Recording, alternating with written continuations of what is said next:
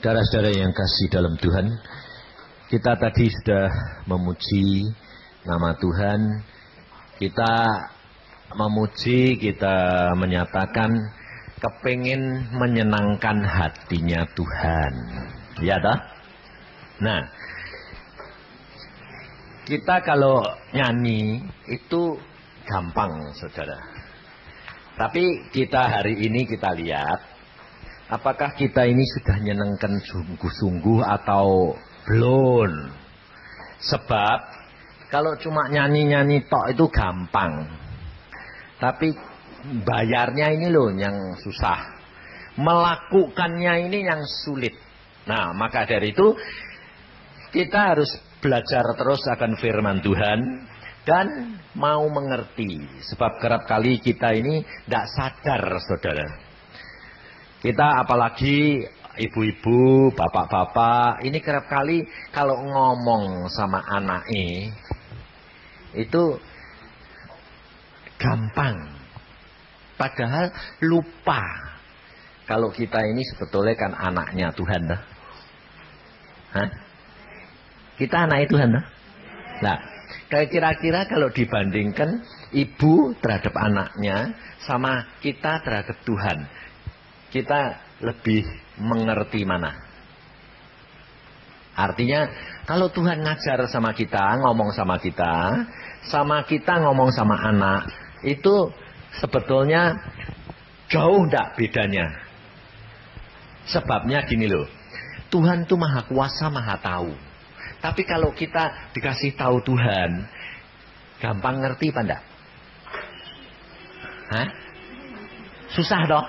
Nah, tapi kalau kita sebaliknya, kalau ngomong sama anak kita, mbok nurut, itu loh yang sudah mengalami asam garam dunia. Nah, kira-kira Anda bandingkan kalau kamu dikasih tahu sama Tuhan, sama kamu ngasih tahu anak, gampang-gampang mana? Hah? Gampang ngasih tahu anak.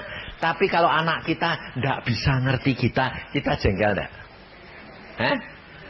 Lalu keluar dari mulutmu apa? Omel lah. Omelannya apa? Coba tanya saya, omelannya apa?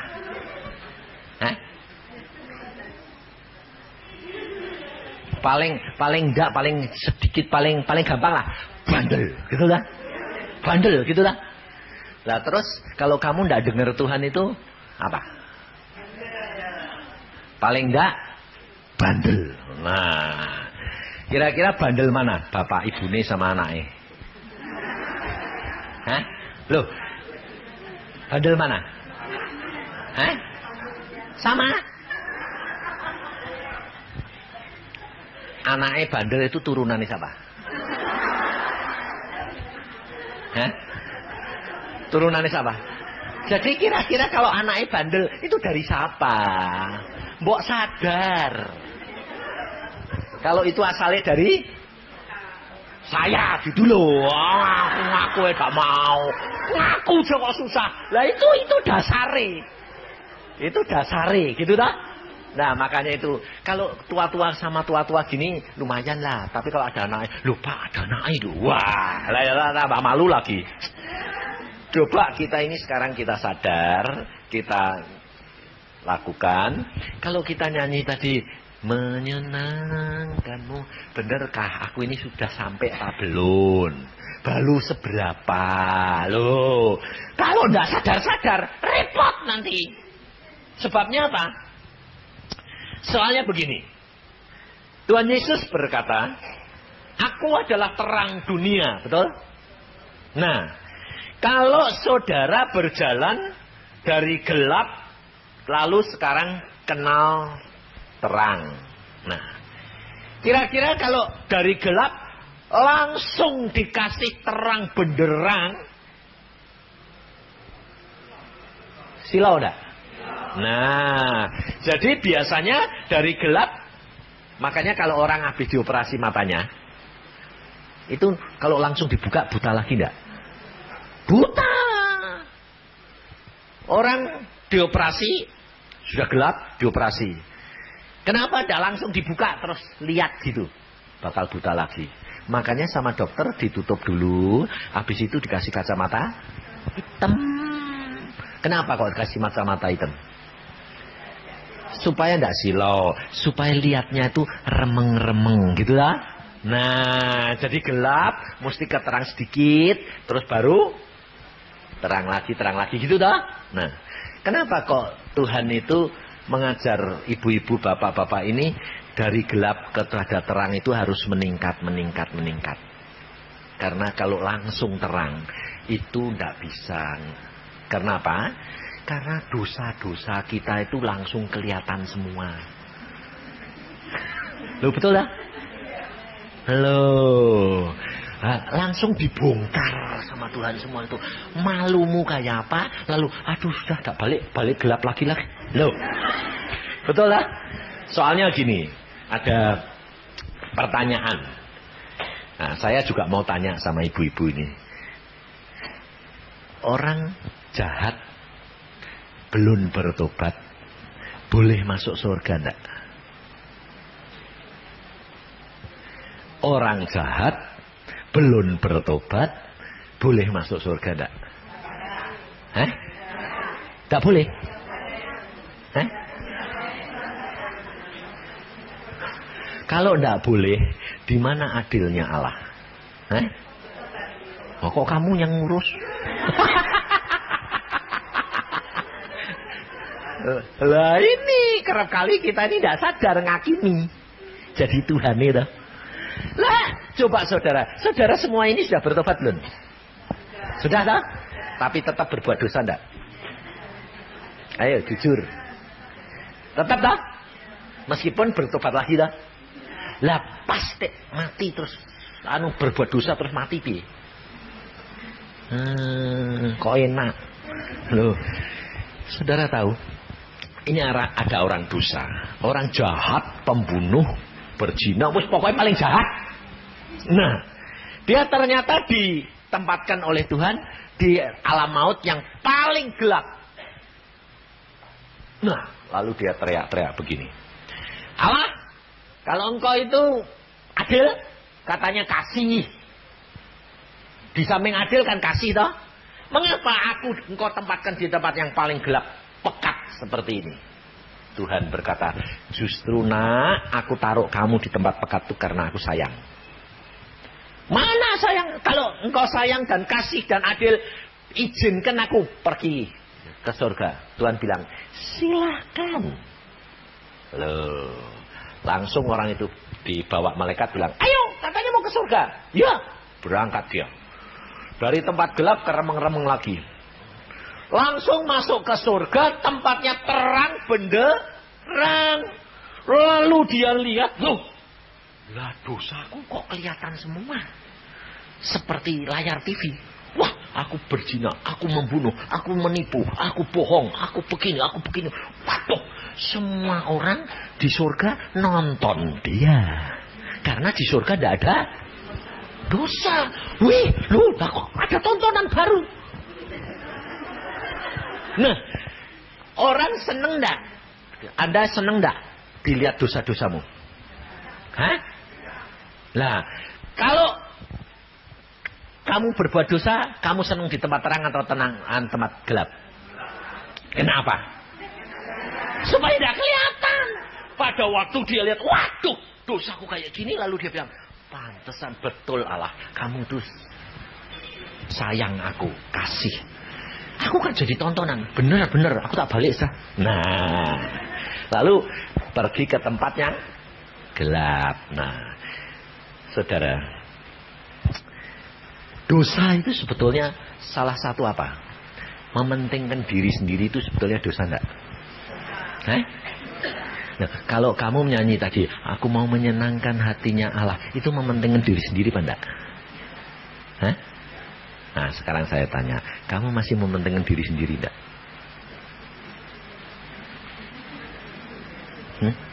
Nah, ini jawaban ibu, sedikit. Nah, kalau sedikit ini enggak dihilangi, nanti masuk surganya di tempat yang terang benderang remeng-remeng. Remeng-remeng. Kalau remeng-remeng bahaya enggak? Saudara tahu, kita belajar coba firman Tuhan. Kita lihat diri sendiri. Buka di dalam 1 Korintus pasal yang ke-13.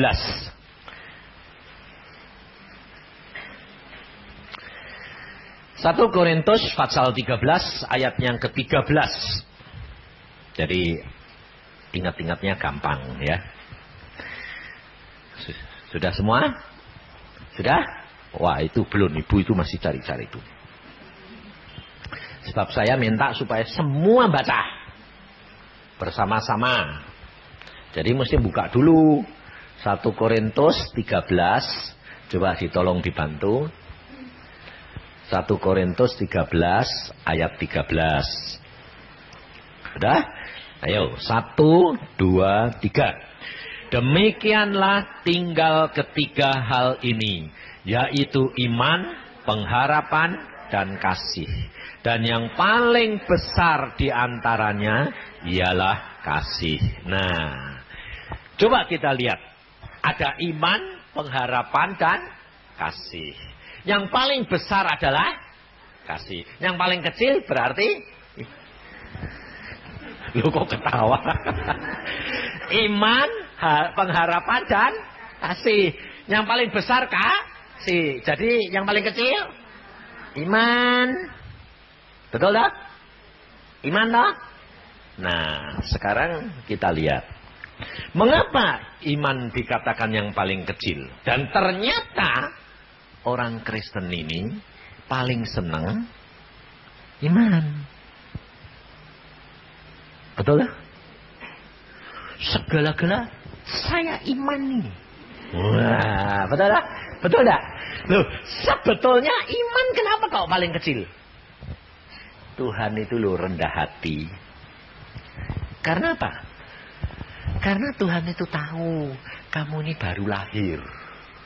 Orang yang kenal Yesus dilahirkan baru, gak mungkin tanpa iman. Karena iman itu justru menyebabkan kita percaya sama Yesus dan kita diselamatkan. Loh. Anak yang baru lahir itu bisa dituntut sama ibunya enggak? Bisa enggak? Enggak bisa. Dia cuma butuh apa? Susu, nangis. Dia mau ngomong apa-apa enggak bisa. Isanya nangis. Ya tak? Lah, ibunya yang harus tahu. Butuh susu, ganti popok, minta digendong. Nah, ini yang harus tahu siapa? Ibunya. Nah, jadi orang Kristen yang hanya punya iman itu kayak bayi. Ngerti tidak? Maunya dituruti terus, bapaknya suruh ngerti, tapi anaknya gak bakal ngerti. Betul tak? Loh, bayi lahir punya pengharapan enggak? Enggak. Butuh, minta, nangis. Betul? Kalau sudah mulai dinamakan punya pengharapan, sudah mulai gede enggak? Nah, saudara perhatiin. Bayi yang baru lahir, nangis tok. Butuh, nangis, butuh minta. Itu bayi dah. Itu kepentingannya diri, mikiri kepentingan sendiri atau kepentingannya ayah ibunya? Hah? Nah, jadi paling kecil, egoisnya masih gede. Lah kamu ini sampai sekarang ini sudah naik atau tetap di iman? Kode butuh apa? Tak iman nih. Wah, sakit tak iman nih. Nah, itu pasti bayi atau sudah gede? Nah, enggak sadar lah. Ternyata kamu ini masih masih di daerah bayi, pasti balita. Loh, kita kerap kali tidak sadar, saudara. Karena ternyata iman itu yang dinamakan iman itu semua demi kepentingan kita. Loh, coba saya tanya. Anda ini kalau ngimani sesuatu, itu mau lihat dulu atau enggak? Nah. Padahal harusnya iman itu percaya ke sesuatu yang belum kelihatan. Tapi kenyataan yang kamu lakukan apa?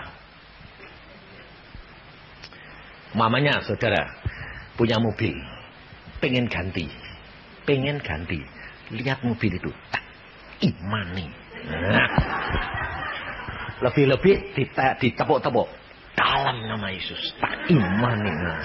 Terus Anda ibu-ibu kepengin bukan mobil ini, kepengin alat masak. Aduh Tuhan, aku gaji suamiku baru segini, tidak cukup ini Tuhan. Tapi tak imani. Nah, pasti beli deh. Nah, itu sebetulnya iman pada? Itu iman. Iman apa? Kamu ngimani pikiranmu dewek. Kamu kepengin no?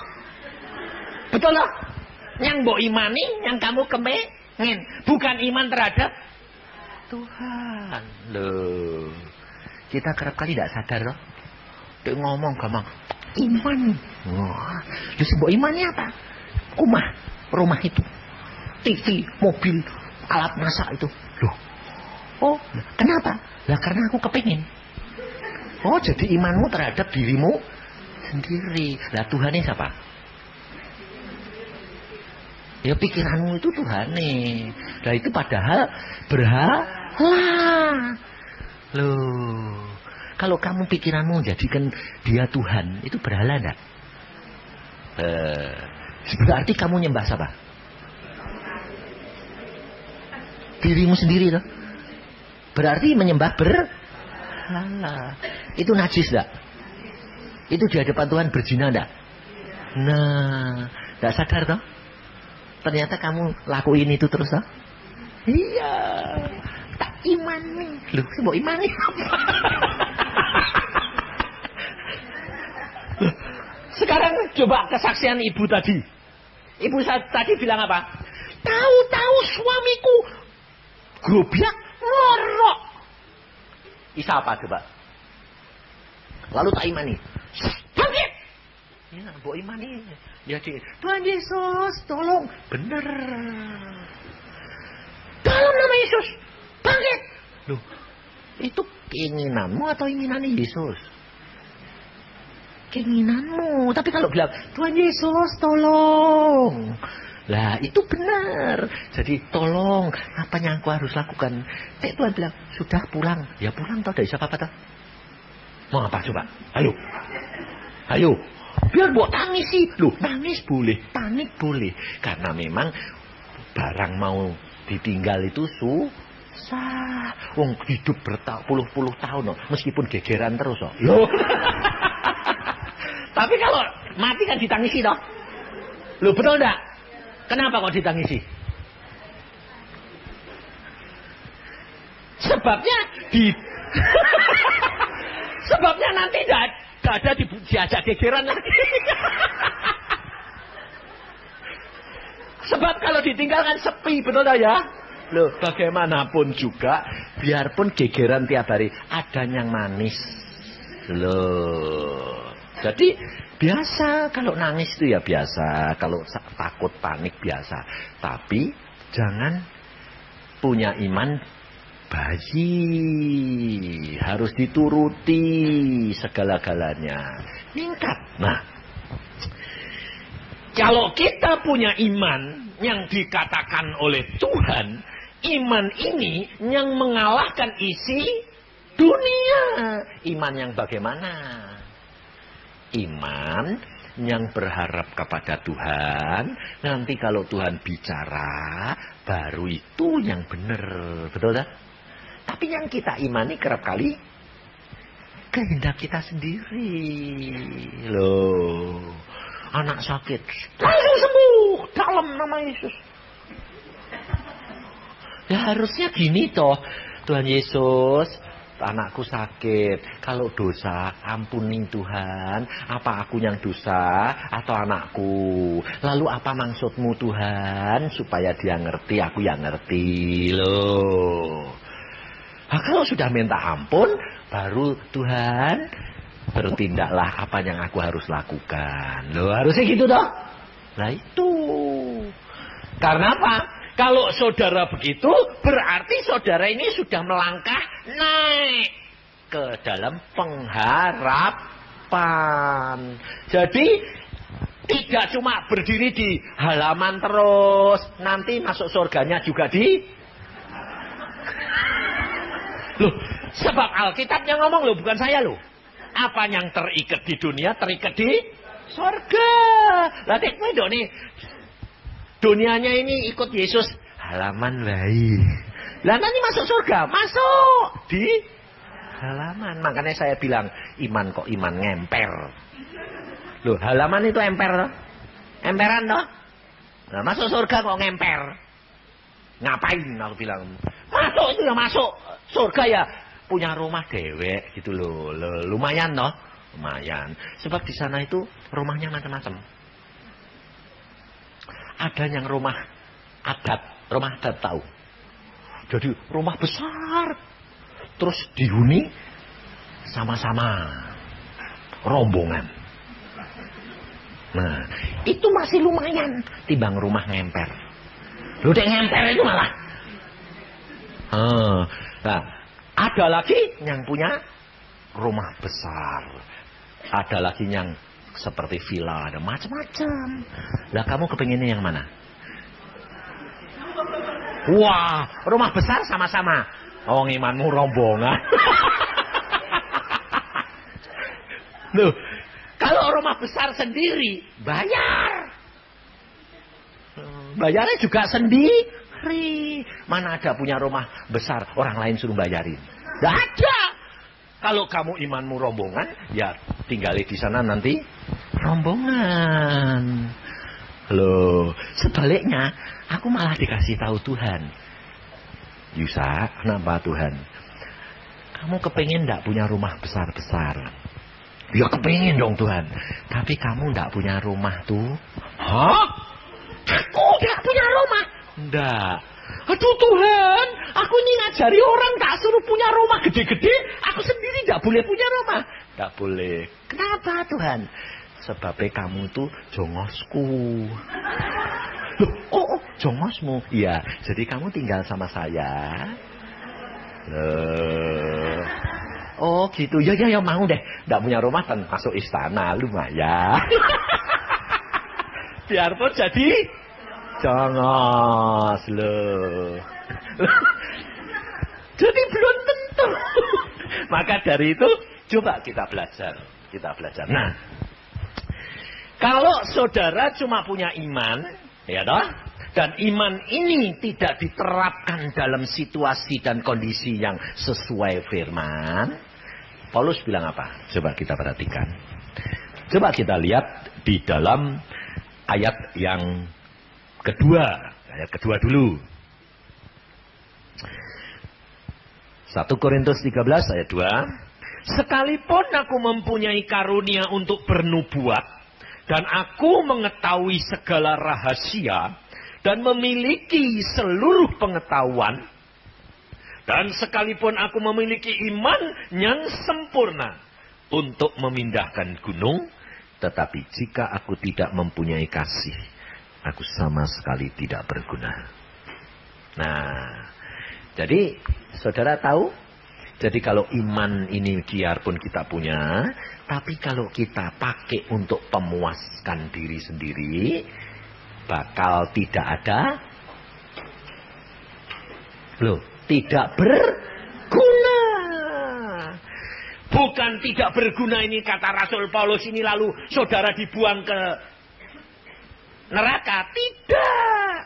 Maksudnya tidak berguna untuk Allah. Karena kamu belum bisa diajak kerja sama. Sebab selama kamu menjadi orang Kristen, sekedar hanya memikirkan dan kepentingan diri sendiri. Contohnya, lah kenapa Pak? Bisa mindahin gunung kok kepentingan sendiri? Bisa. Contohnya, saudara sakit, saya datang, saya doakan. Dalam nama Tuhan Yesus, sembuh. Jangan khawatir. Tak doake, pasti sembuh. Nah, sembuh sungguh. Nah, nanti kalau orang ini sudah sembuh kan berterima kasih. Wah, ngasih persembahan, ngasih segala. Demi kepentingan siapa? Sendiri. Tuhan bilang apa? Kamu sudah dapat upahmu di dalam dunia. Di sana dapat apa? Tidak dapat apa-apa. Nah, ngerti tidak? Itu yang dimaksud oleh Tuhan. Kita senang sesuatu, lalu kita berdoa. Tuhan, aku kepengen itu. Tuhan belum ngomong, tak gimana? Dapat. Buat kepentingan siapa? Diri sendiri. Di sana dapat apa? Tidak berguna, tidak dapat apa-apa. Maka dari itu, Alkitab berkata, biarpun kamu bisa memindahkan gunung sekalipun, tidak ada artinya. Kalau kamu tidak meningkat iman percayamu ini ke dalam pengharapan dan kasih. Kalau pengharapan itu masih 50-50. Masih separuh. Kenapa? Ya kepengen, ya ngarep, boleh. Tidak boleh ya tidak apa-apa. Loh, ya dah. Tapi kepengennya lebih banyak boleh atau enggak? Masih condong-condong ke bawah, ke iman, atau condong-condong ke kasih? Masih condong ke iman. Sebab apa? Sebab kita hidup di dalam dunia masih butuh segala macam kebutuhan.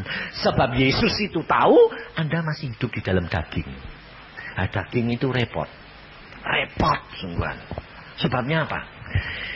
Daging ini itu kepengennya, padahal kita ini tambah tua, tambah lemah. Kepengennya ditutupi terus supaya kelihatan muda. Lah itu kan butuh biaya. Nah, biayanya mahal. Ya toh? Ada tak cukup ya? Kalau tidak cukup kan, Tuhan, duitku tidak cukup. Ya wis toh, kasih sehat toh Tuhan. Loh ya toh? Tek duitnya cukup ya, wis operasi baik. Wis apa? Kedondoran. Ya toh? Loh. Lah tek punya duit, keriput coba, mesti ditarik toh. Tarik. Kenceng lagi loh. Padahal sebetulnya hidup di yang marahi keriput, marahi tua itu apa toh?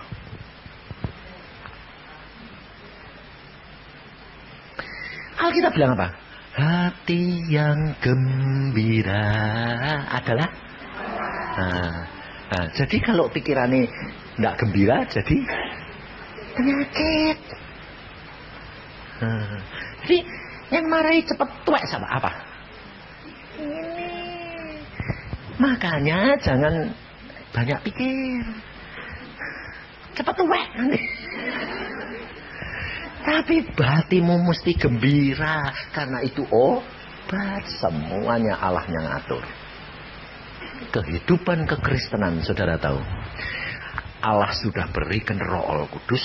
Nah, Roh Kudus ada di dalam dirimu enggak? Alkitab berkata apa? Firman Tuhan. Roh Kudus akan mengajar kamu dan memimpin kamu dalam seluruh kebenaran. Nah, lalu Tuhan Yesus berkata apa? Aku beri kepadamu damai sejahtera.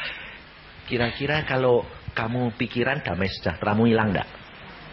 Nah, jadi kalau Anda periksa hatimu susah, periksa itu pasti kamu ada sesuatu dosa. Segera bertobat, lalu minta pertolongan Roh Kudus.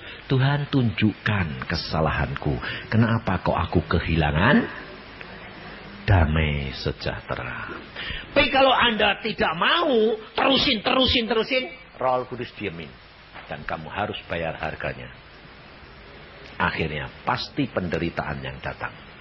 Karena apa? Karena kebandelanmu itu tadi. Loh, anakmu dia bandel mbok geblek enggak? Geblek toh? Penderitaan enggak? Iya. Anakmu dia bandel, uang jajannya dikurangi enggak? Iya toh? Nah, kenapa kok uang jajanmu juga kebutuhanmu diungkrep sama Tuhan? Krip. Karena bandel. Tapi kalau kamu menyenangkan hati Tuhan, Nggak usah minta, malah disodor-sodori. Anakmu coba, yang setiap kali nurut, malah nggak minta apa-apa. Loh nih, kamu kok nggak pernah minta apa-apa? Loh, mama sudah sediain semua. Sana, ini loh, mau apa sukamu? Loh, betul lah. Tapi kalau ini boros, saenake segala beli saenake, kira-kira boros, tak tahu harganya duit, nah, malah di pencet toh. Nah, hati-hati loh saudara. Maka dari itu kita belajar. Nah, mengapa kerap kali orang Kristen banyak kecewa? Karena ternyata dia hidup di dalam tingkat yang pertama, iman. Sehingga kerap kali wis tak imani, kok malah jadi gini.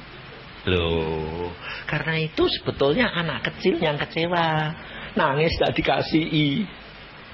Tapi kalau saudara sudah mulai masuk ke dalam pengharapan, semuanya diserahkan siapa? Yesus. Nah, ini diajar. Nah, contohnya ada salah satu ibu, dia berdoa begini. Tuhan, aku rindu saudaraku ini loh, kakakku, adikku bertobat. Lalu tidak bertobat. Sudah didoakan, tidak bertobat. Wah, akhirnya ibu ini tuh doa puasa. Tak puasain. Dia puasa sebulan. Tuhan, aku rindu saudaraku bertobat. Wah, Tuhan lihat anaknya puasa gitu, Tuhan jawab. Oke. Setelah dia selesai puasa, seminggu kemudian dia dapat kabar adiknya datang, bilang apa? Kak, ada apa? Aku kok kena kanker. Ayo periksa ke dokter. Diperiksa, dibiopsi, kanker ganas luar biasa. Lalu dokter bilang, waduh ini cepat harus dioperasi. Kenapa? Paling-paling 3 bulan kamu punya hidup. Wah, lalu ibu ini bilang apa? Tuhan, aku kepingin adikku bertobat. Lu kok malah yang datang kanker?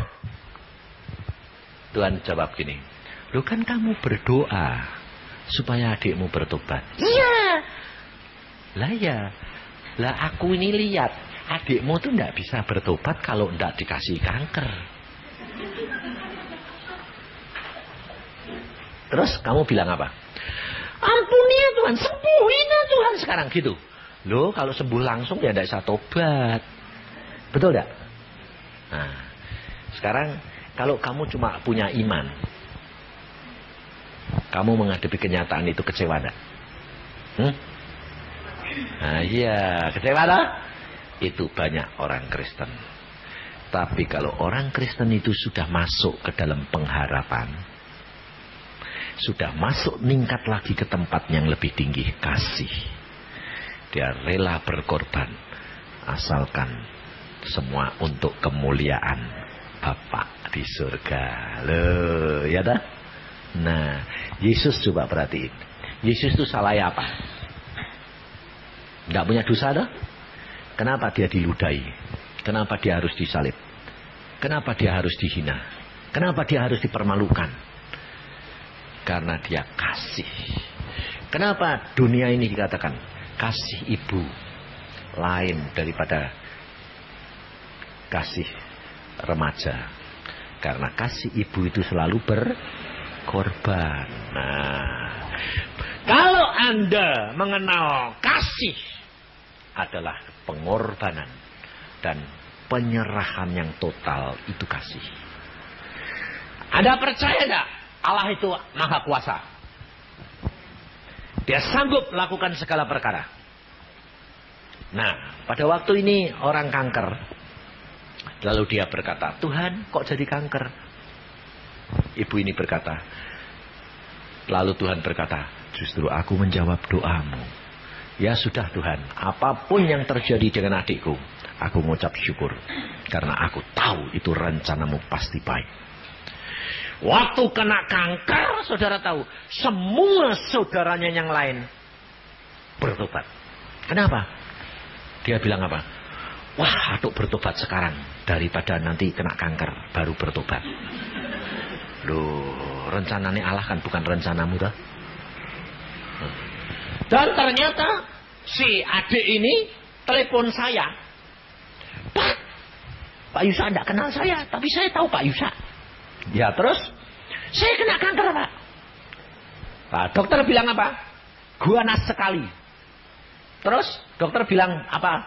Cuma 3 bulan umur saya. Wah, saya bilang beneran, saya bilang. Selama ini kamu menjadi anak Tuhan bagaimana? Wah, saya sih enggak. Terus terang ke gereja, cumaan ke gereja, tapi enggak pernah percaya. Waktumu sekarang tinggal 3 bulan. Kamu tahu enggak? Habis ini mati kamu masuk mana? Neraka atau surga? Wah, kalau saya mati sekarang saya masuk neraka. Maka dari itu kamu dikasih kanker supaya kamu nebus. Tinggal 3 bulan saja. Sudah jangan operasi. Nikmati saja 3 bulan. Toh bakal mati. Lalu dia bilang, loh kok gitu Pak? Kok tidak didoakan supaya sembuh? Saya bilang, kalau kamu sayang nyawa, kamu akan kehilangan nyawa. Kalau kamu berani kehilangan nyawa karena Yesus, kamu bisa dapat nyawa. Di dunia cuma sebentar, 3 bulan. Di surga selama-lamanya jutaan tahun. Aku sudah dibawa ke sana, sana enaknya luar biasa. Dan kamu tidak akan rugi, cuma bayar. Apalagi 3 bulan, aku bayar seumur hidup, dan tidak rugi yuk. Lalu dia bilang, oh ya gitu Pak ya. Ya, udah.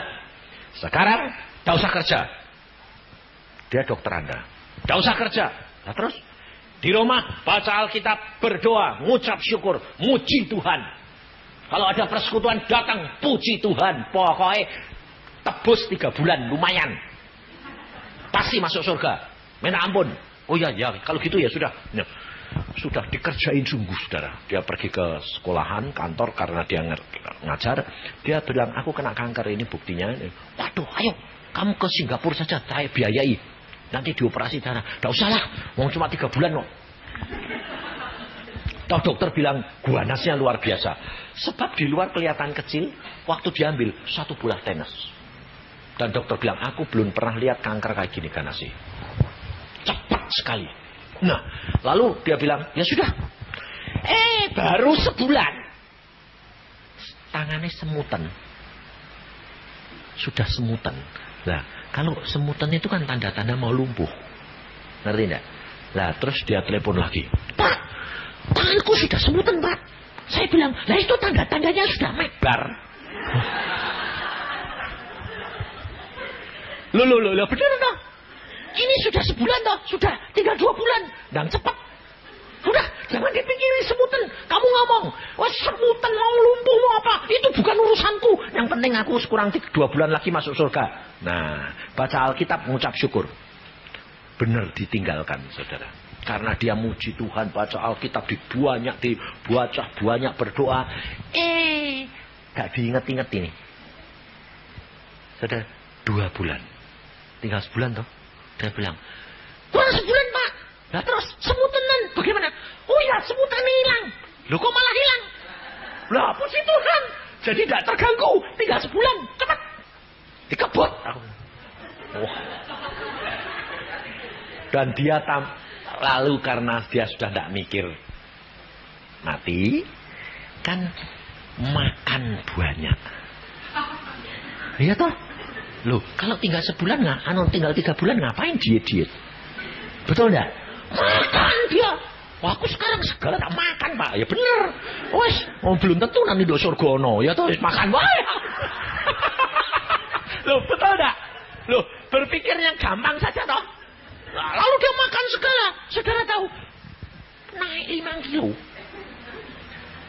Setelah naik 5 kilo, 3 bulan kemudian, jatuh hari ini, dia bilang, sudah 3 bulan. Loh Pak, kok malah seger? Nah sekarang kamu balik ke dokter, periksa. Ya balik. Dokternya bilang apa? Loh, kok kamu jadi gendut? Lah kamu makan apa? Gak makan apa-apa? Gak minum obat? Enggak. Sebab tak pikir cuma 3 bulan. Jadi ngebut firman Tuhan, berdoa, ngucap syukur. Jadi kalau aku mati masuk surga. Wah, ternyata itu obatnya. Kenapa? Kamu sembuh total. Bayangin saudara. Dan itu kegenapan firman Tuhan. Sayang nyawa, kehilangan nyawa. Ini malah sayang pada. Udah diserahin sama Yesus. Sekarang dia ngajar lagi di sekolah, dia bilang, "Loh Bu, jadi gendut." Lah ya ini gara-gara kena kanker. Sekarang saya kenal Yesus. Dia di mana-mana dia bersaksi. Yesus luar biasa. Dan dokter memberikan verklaring sembuh total. Tidak ada sedikit pun benih kanker. Nah, dan semua saudaranya bertobat. Daripada kena kanker dulu, wes bertobat dulu. Loh, caranya Tuhan aneh enggak? Pikiranmu bukan pikirannya Tuhan. Mau nurut apa enggak? Atau bilang gini, jangan begitu Tuhan.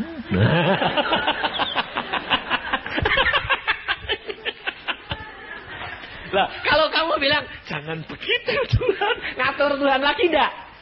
Lah Tuhan ini sama? Pikiranmu lagi. Maka dari itu saudara, lihat hidupnya Tuhan Yesus. Tuhan Yesus itu tidak pernah dia berkata kehendakku Bapak. Nah, dia selalu kehendakmu Bapak yang jadi. Apapun yang saudara dan saya alami itu baik saudara. Karena apa? Allah punya rencana yang baik. Tapi kalau kamu turut-turut ngatur, kamu mau bikin roti, anakmu balita turut-turut, mah turut mudek, kira-kira malah jadi pada, malah bantat, malah tidak jadi, malah akhirnya tidak bisa dinikmati.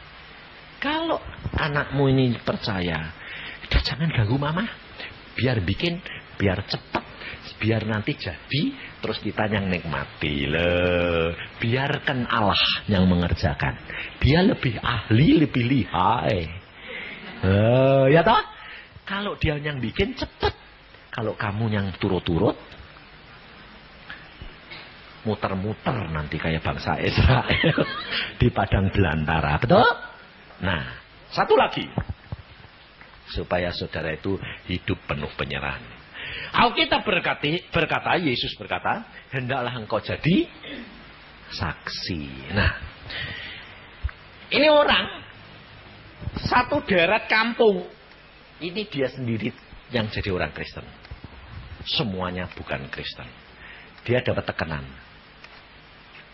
Diejek, dihina, dilempari segala macam. Dia berkata, Tuhan, tolong si Tuhan di kampung ini supaya aku kepingin ada yang bertobat supaya ada temen nih. Terus dia doa, enggak dijawab-jawab. Kita mesti doa puasa kok, sekeluarga yuk, supaya tetangga kita bertobat. Berdoa, dijawab Tuhan. Jawabnya Tuhan aneh. Anaknya dia kerasukan setan. Anaknya orang Kristen. Dia bilang, loh Tuhan, anakku pulang-pulang kok marah-marah. Barang-barang dipecahin semua. Kan dibuat tontonan. Wah, tangga-tangga datang semua. Lalu bilang, nah itu Kristen sendiri. Anaknya malah kerasukan setan. Nah iya, makanya jangan jadi orang Kristen. Setelah yang nonton banyak, Tuhan baru ngomong, sekarang ditengking. Loh Tuhan, sudah tak tengking dari tadi. Loh, tadi kan tonggo-tonggomu belum datang. Loh kok aku dijadikan tontonan Tuhan? Lah ya itu. Tangking sama dia. Dalam nama Yesus, setan keluar. Keluar setannya. Sembuh anaknya. Tapi tetangga ini kan sudah ngomong semua. Itu orang Kristen makane gitu dah. Nah, ini kan sudah setengah hari ribut sama setan ini kan kecapian tidur. Sama sambil, aduh Tuhan, engkau ini kok aneh. Aku malah sembahyang supaya mereka bertobat kok malah jadi kayak tontonan. Tuhan bilang apa? Kamu harus jadi saksi. Saksi itu ngalami enggak? Ngalami. Lah ngalami kok yang enggak enak. Mbok ngalami itu yang enak gitu loh. Sakit sembuh. Ngono itu kepengennya gitu tuh. Orang lain yang sakit, kamu yang berdoa sembuh. Gitu toh. Kamu tidak mau toh kalau kamu yang sakit terus sembuh, tidak mau toh. Tapi kalau tetanggamu yang sakit terus kamu berdoa sembuh, mau toh. Ngatur Tuhan lagi loh. Loh, kamu ini sadar enggak kamu ini masih ngatur Tuhan? Ini masih balita, masih taman kanak-kanak. Waktu itu terus dia tidur semua. Besok pagi mereka bangun, tetangganya ribut. Kenapa? Setannya ngaleh. Setannya ngaleh di tempat tetangganya, anaknya ruame. Langsung mereka bilang, oh ini gara-gara orang Kristen ini, setannya ngaleh. Terus mereka pakai sesajen, panggil dukun, panggil suhu, tidak sembuh. 3 hari kemudian mereka sudah tak tidur, sak kampung ramai semua. Ada yang ngusul, Pak, kenapa tidak panggil tetanggamu? Wong kemarin itu ternyata dia bisa. Ampuk panggil, dia orang Kristen. Lah daripada ini tidak sembuh-sembuh kayak gini itu nanti payah loh, mati nanti anak ini. Tidak makan, tidak minum, terus marah terus gini. Ya sudah panggil. Ya panggil, Pak, tolong sih Pak, didoain. Terus ini bapak bilang, aku tidak bisa berdoa kalau kamu tidak jadi anak Yesus.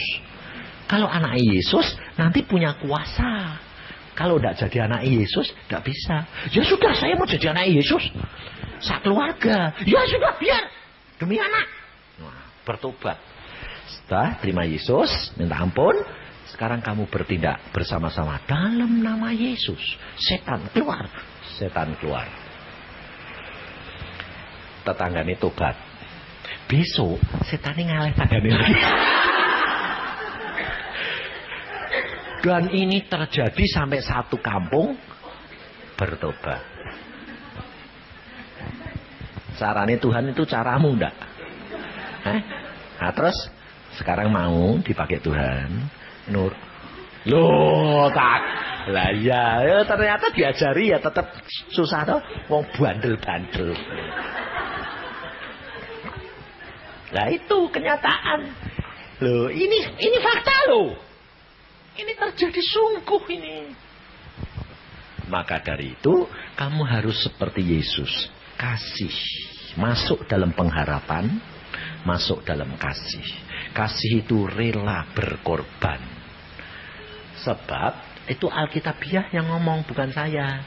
Baca. Kalau Yohanes 3:16 bilang apa? Nah, karena begitu besar Allah mengasihi isi dunia, sehingga Yesus mau mati untuk kita. Kalau 1 Yohanes 3:16 bilang apa? Nah, itu. Eleng-elengnya Yohanes 3:16 sebabnya apa? Yesus mati untuk aku, enak toh? Tapi 1 Yohanes 3:16 itu untuk kamu, baca. Kamu sih nakal kalau suruh baca Alkitab enggak mau. Memang bandel-bandel kok anak-anak Tuhan ini. Ternyata ibu-ibu ini lebih bandel daripada anak-anaknya. Sudah ketemu semua? Ayo baca 1, 2, 3. Demikianlah kita ketahui kasih Kristus, yaitu bahwa ia telah menyerahkan nyawanya untuk kita. Jadi kita pun wajib menyerahkan nyawa kita untuk,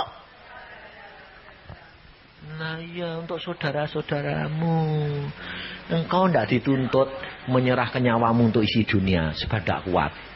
Cuma Yesus berkata, untuk saudara-saudaramu. Loh, jadi kalau suamimu belum bertobat atau nakal, jangan dimarahi. Malah kamu yang berdoa, Tuhan ampuni, wis tak bayari aku. Loh, seperti Yesus kepada bapaknya kan gitu toh.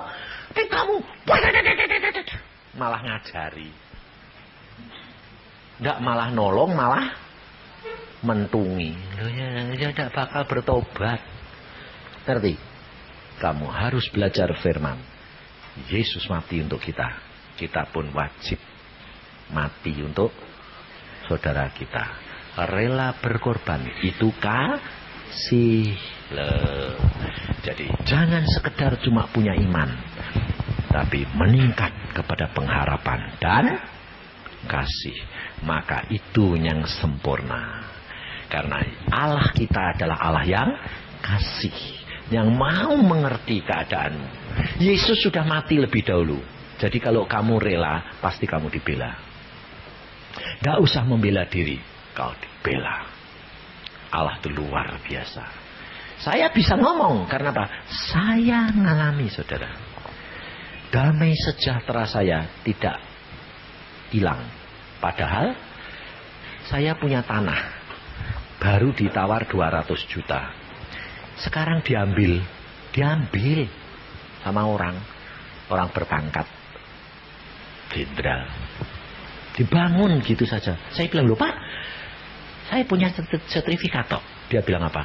Saya yang ngerjain dari puluhan tahun ini tanah ini. Jadi saya sudah minta sama pemerintah, cuma belum keluar suratnya. Lah tidak bakal dikeluari surat, wong sudah ada sertifikatnya. Tapi tetap dibangun. Saya bilang, Tuhan, ini tanahku kok diambil, kok aku sejahtera. Harga damai sejahteramu 200 juta. Enggak Tuhan, dunia pun aku rela. Rela, tidak mau kehilangan damai sejahtera. Bisa? Lu kok geleng-geleng? Bisa. Waktu saya beritahukan istri saya, lalu saya pergi sama anak saya itu, anak laki. Saya bilang, Dek, kamu sejahtera enggak? Aneh ya Pak, tanah hilang kok sejahtera. Wah, puji Tuhan. Sampai rumah bilang, Yang, jangan kaget, tak kasih tahu ya Yang. Kenapa? Tanahmu bersayap. Kenapa? Diambil. Jenderal itu yang rumahnya depannya karena dia bilang dia yang garap. Terus piye Yang ya? Jangan kehilangan damai sejahtera. Oh ya, kok enak ya? Ya wes ya, dianggap hilang saya. Ya, puji Tuhan. Karena Tuhan itu yang punya langit dan bumi. Kamu baru nyanyi tadi. Nyanyian tadi apa?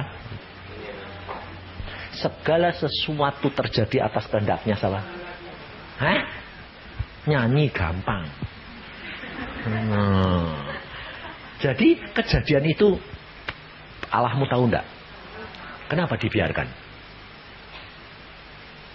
Karena Allah mau uji harga damai sejahteramu. Yesus Kristus itu cuma 200 juta. Oh enggak Tuhan. Puji Tuhan. Ngerti? Jadi kalau saya khotbah, saya ngalami, saya jadi saksi. Tidak mau cuma ngomong. Jadi jangan kira, ya Pak Yusa kan tidak ngalami. Siapa bilang? Sampai mati pun pernah. Karena apa? Mati pun untung Alkitab ngomong. Apalagi harta benda. Masa ribut-ribut? Kalau saya lalu ribut pengadilan. Hamba Tuhan. Hanya karena duit 200 juta kok ribut. Lah bagaimana bisa bertobat orang itu? Betul? Saya bilang, bye-bye. Tidak apa-apa. Sampai orang yang bilang, loh Bapak kok polos, kok tidak marah ya Pak? Enggak. Harta benda boleh hilang, damai sejahtera tidak akan hilang Pak. Karena kita punya Yesus, langit bumi milik Dia. Ini hidup kekristenan, saudara tahu? Kasih, rela memberikan segala-galanya. Kalau Allah kehendaki, karena itu yang terbaik. Amin. Mari kita berdoa.